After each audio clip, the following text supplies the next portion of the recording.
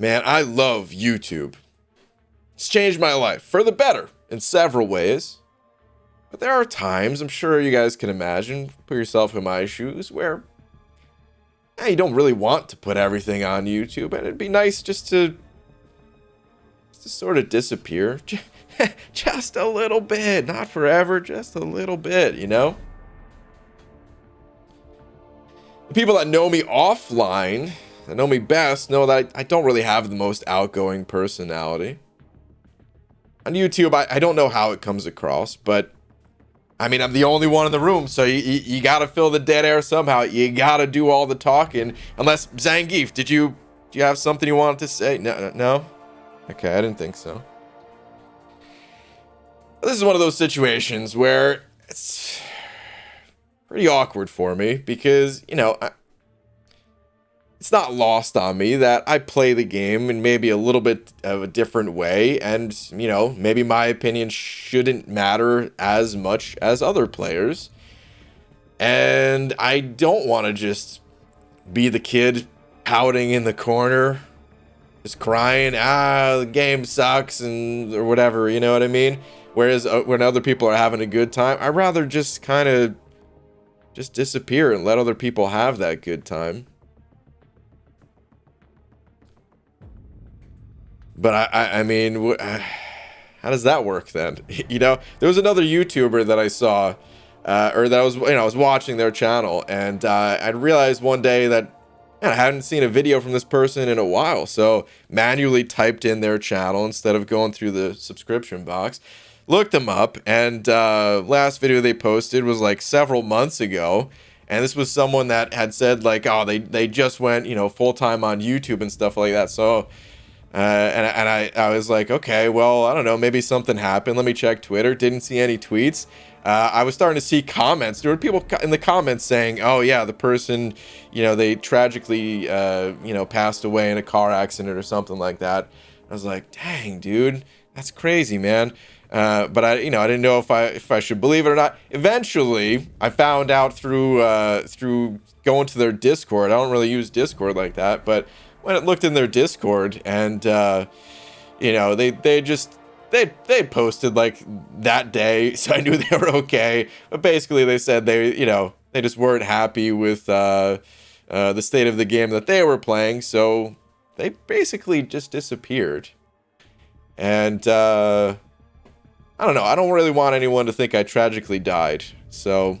This will be the last video that I make, not ever, it's the last video that I'll make talking about just the reasons why I don't like the game currently.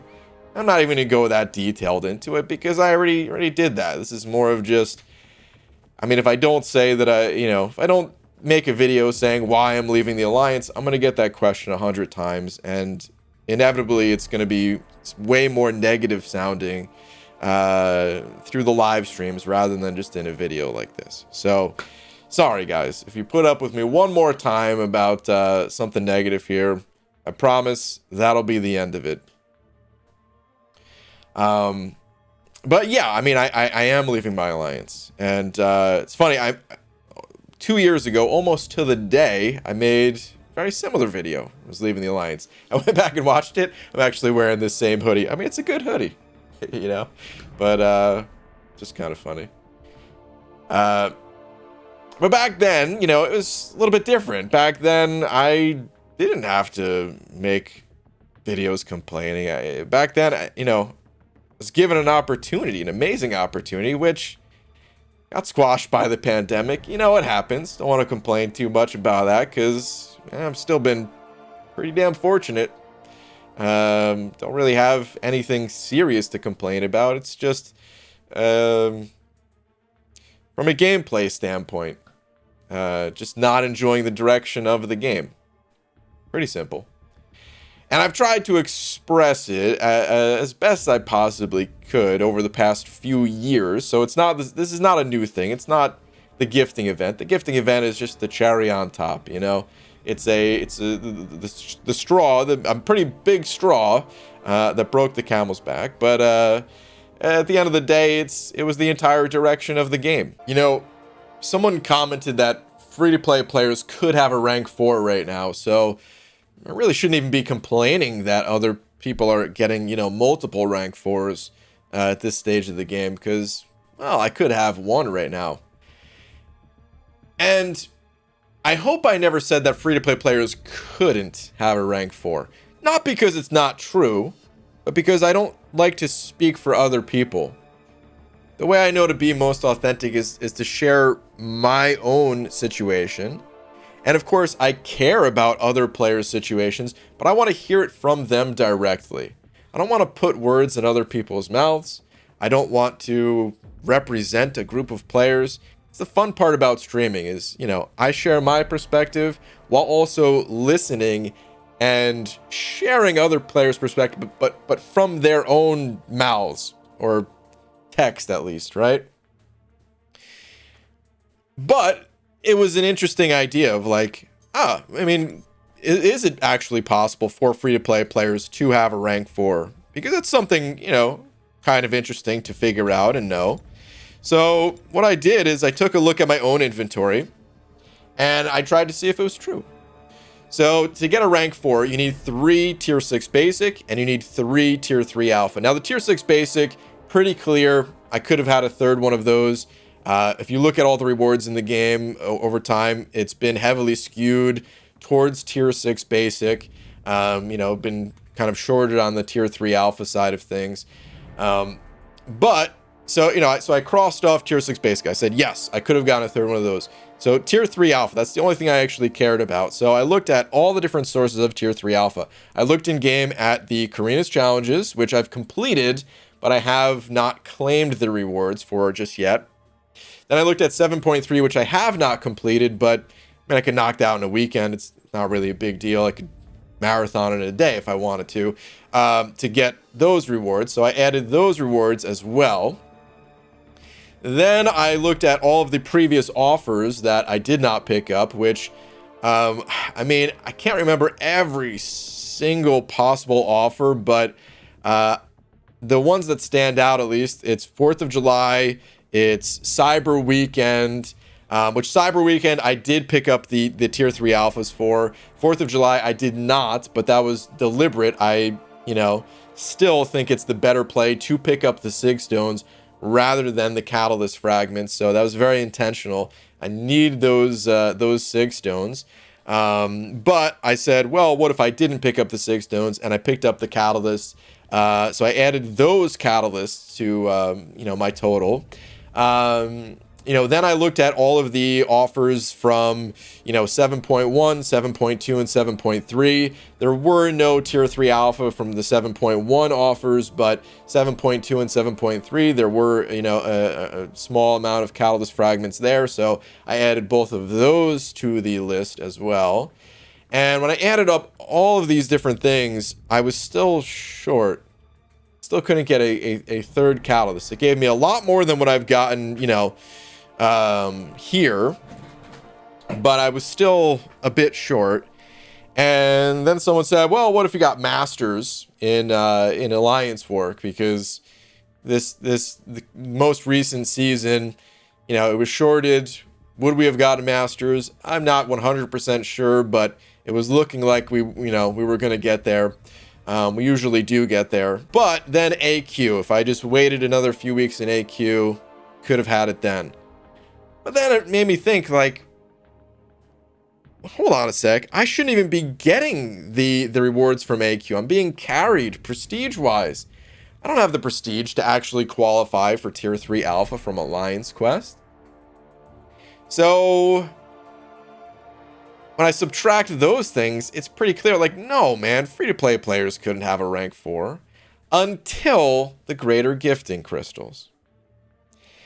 And now here's the actual point of all of this.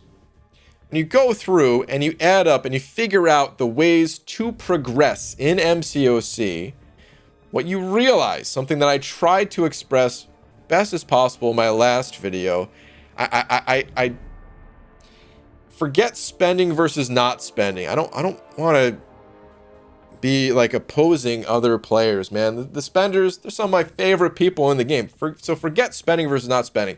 just talking about my own situation of how I can progress the best. And there's just too much of these fragments, too much of these catalysts coming from just transactions. Doesn't have to be monetary transactions, but the best way to play the game is to grind my ass off, get as many units as possible, hit every single milestone from the arenas, which, I don't even mind grinding. I like grinding, but get as many of those units as possible, save them for 3 specific events and 3 specific events only. Save every single unit for 3 things. 1, Cyber Weekend. 2, 4th of July. Maybe reverse those 2 orders. And then Greater Gifting Crystals. Save every last unit I have for the Greater Gifting Crystals. And then I could have, got a rank 4. But forget rank 4. It's a placeholder for progression at the end of the day, right? Rank 4, rank 5, whatever it is, whatever the next catalyst is, or the Sig Stones. As I've said in the past, dude, Sig Stones, they matter to me far more than these catalysts ever will. I know I'm going to get these catalysts eventually. What I also know to be true is that I'm not going to get the Sig Stones eventually. It's just not happening. Maybe years from now or something like that. But what I've tried to get Kabam to do is give away in-game to get some of these resources to at least make it reasonable, some sort of realistic. And my definition of reasonable is a lot different than other players too, man. Most players would say it's not reasonable to get these rewards through like the highest levels of Alliance War or whatever, right?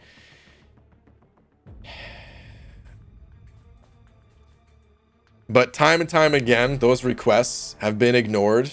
Requests to add Sig Stones to the incursions, to make it feel like you're actually playing the game, gaining experience on your champions in the way of Sig levels. What I've kind of realized is, hey, maybe I'm just a little bit too much of an old school gamer. I'm too used to the concept of actually playing the game to progress, of going through the dungeon and slaying the beast at the end, and that's how you become stronger, right? Where that's the way that this game used to work. And for the players that said, no, man, it's always been like this. No, it has not. Which I objectively showed in my previous video. The game shifted. The game changed about 2.5 years ago. I don't know exactly what caused the change. Can't really speculate on that. But the game changed about 2.5 years ago of its 7-year lifespan to greatly more favor spending. There's always been an advantage for spending. I've always been okay with that. But it's not fun when the majority of the way that I'm getting these resources, it's just a transactional thing. It's not through, playing the game and accomplishing some feat in game. It's just a transactional thing. So forget spending versus not spending. I just don't enjoy the way that these resources are distributed in game. It's not fun for me to have to grind all year for these 3 specific events. And that's where my progression's coming from. And just everything else in between, it still matters to some extent, sure. But it matters so much less that I just don't care. It's just, again, just not fun for me. The way that it was previously, before this shift in, the way that the in-game economy worked, was you have the option. You can play the game, and hey, maybe if you couldn't quite get past that next big obstacle, then there's also this offer on the side that you could spend and you could get that thing. But it's just shifted to, you better get this thing. You have to get this thing, otherwise your progress is just coming to a screeching halt, I don't want this video to drag too long, so I'm almost done. I want to talk about what this means for the channel and streaming, or lack thereof in some ways, because that is going to change. But before I talk about that stuff, real quick, I have to say, I have no sort of negative feelings towards anyone for spending. This is the way that the game is being designed. No player out there should feel any sort of negative like no one should be giving spenders any kind of crap for spending, essentially, and I'm trying my best not to do that. I'm trying to express that I don't have any negative feelings towards people for spending, because there was a conversation that came up in the Alliance chat yesterday, the For Loki Alliance chat, that some of these players do feel that they do get that vibe from other players or myself even, which, man, couldn't be further from how I feel about these players. Some of the biggest spenders out there, they're the most fun people to be around. I mean, I made an entire challenge, an entire week that was kind of in honor of one of the bigger spenders in For Loki, in honor of Enzo, for being just an amazing person. There's no sort of negative feelings, and I hope to still, talk to these people and all that, just not necessarily in Alliance chat, but I love these guys, man. And even the people outside of the Alliance, even the people with the, full profiles of rank 4s and stuff like that, I have no sort of negative feelings towards those players. You're playing the game in a way that Kabam designed the game to be played. Why would I have any negative feelings towards you guys? It's the game. It's the game that I don't like the direction that the game is going in. It's not controlled by players. Even the people behind the scenes at Kabam making these decisions, the economy guys and all that stuff, I don't even have any negative feelings towards those guys. They're doing what they feel is best for the game, and what I feel is best for the game, they don't align. And of course, I still want Kabam to make money, but I want them to do that through producing the best game possible, rather than just turning everything into a transaction. And I don't feel like they've done that, so that's it. But I don't even have any sort of negative feelings towards those guys. They're all fantastic, man. And I still hope to talk to them in the future as well. I don't want to have any sort of negative ill will there or anything like that. But that's what it comes down to, man, is I just don't like the way that the game is going. Now, as far as getting back to my own situation and stuff, I'm going to be in the Alliance through another week of Alliance Quest. By the way, I should say these conversations that happened in the Alliance chat had zero influence on my decision to leave. I'm going to put a comment on screen. A few days ago, I'd already decided this. It's just, I wanted to wait until the end of the AQ cycle, because I didn't want to abandon these guys. I didn't want them to have to find a replacement during the gifting event. Who's going to want to leave their Alliance during the gifting event? Has nothing to do with me getting the rewards. I don't think I'm going to be in the Alliance long enough to get the rewards anyway. Not that I would even want them. The way that I've always played the game, I don't want to be carried. That's not fun. There's nothing fun about that. So I don't think I'll be in the Alliance long enough to even see the reward payout, but I want the Alliance to be able to replace me with the best possible player that they can. So I want to wait until after the event for someone else to leave their Alliance to replace me, which shouldn't be hard. I mean, this is an amazing group of players here. It should be pretty easy to find a replacement. And of course, I already made Ludum Taters aware of this and stuff like that. But yeah, that's so I'll be in the Alliance for another cycle of AQ, just so I don't screw these guys over. And then I'll be leaving and just kind of doing my own thing. I'm not going to a relaxed Alliance. I will create my own Alliance just because, but it's not going to have anybody in it. I have no intentions on returning to an Alliance. It's different than the last time where, I left and there was a possibility of going back. I mean, listen, you never say never, right? But I highly doubt that I'll ever return to a competitive Alliance ever again. It's something that will be lost, essentially. So it doesn't even really matter how the game changes going forward, unless it was changed drastically, which is not something I expect, nor is it something that I'm requesting. At this point, I've given up on it. So, as far as what that means for the channel, I will still make content. There's still so much content that I want to make. Even without being in an alliance, there's a ton of things that I wanted to make content on. And really, I can't fully leave the game until I see what this solo competitive mode is all about. And I had so many plans with that mode that are still possible without being in an alliance. So, that I can still have fun with, hopefully, without the feeling of either holding people back or being carried. Feelings that, quite frankly, suck. So I am gonna stay with MCOC at least until see how that goes. From there, I don't know, man. We'll see what happens. I'm not really looking to make long-term plans right now. Or it's hard to make long-term plans, I should say. As far as streaming goes, I'm still gonna be streaming, but I don't know if it'll be every night. For now, I'm gonna return to nightly streams, but the nightly streams, they were dual purpose. One, it's just really fun hanging out with other people doing something that you enjoy doing, right?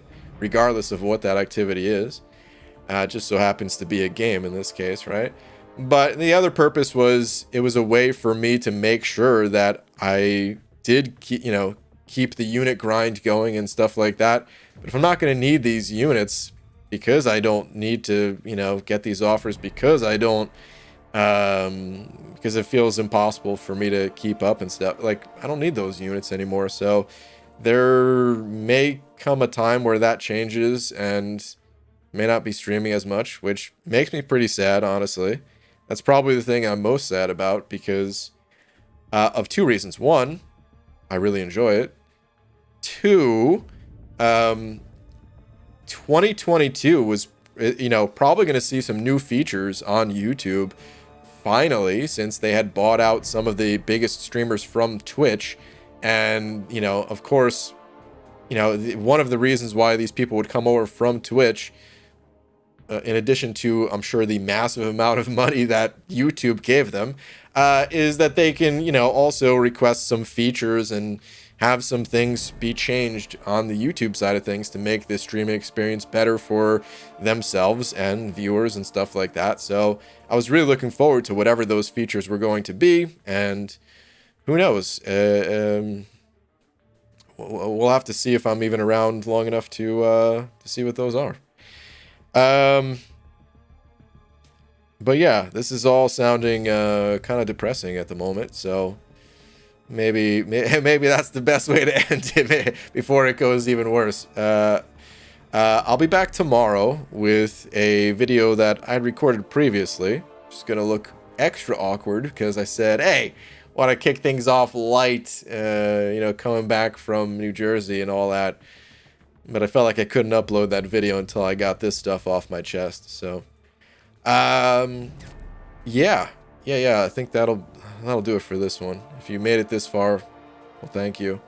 And I'll be back to streaming tomorrow as well. So, hope to see at least some of you then. And we'll go from there.